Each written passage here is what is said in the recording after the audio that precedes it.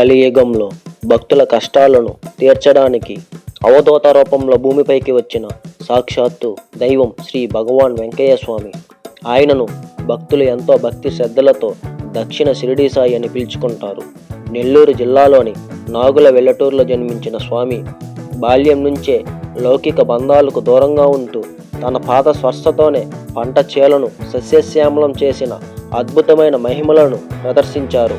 వైరాగ్యంతో అడవులు గుహలలో ఆయన చేసిన తీవ్రమైన తపస్సు, లోక కళ్యాణం కోసం ఆయన ఆచరించిన ఆధ్యాత్మిక సాధన అసాధారణం. కాలక్రమేణా గొలగమూడి చేరుకున్న స్వామి అక్కడ నిరంతరం వెలిగే ఒక పవిత్రమైన ధునిని స్థాపించి దానిని ఆధ్యాత్మిక కేంద్రంగా మార్చేశారు.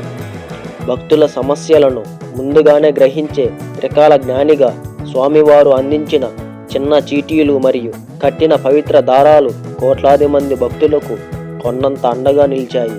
రోగాలతో అల్లాడిపోయే వారికి ఆయన ఒక దైవిక వైద్యునిగా మారి కేవలం భస్మంతోనూ అపారమైన కరుణతోనూ దీర్ఘకాలిక వ్యాధులను సైతం నయం చేసేవారు.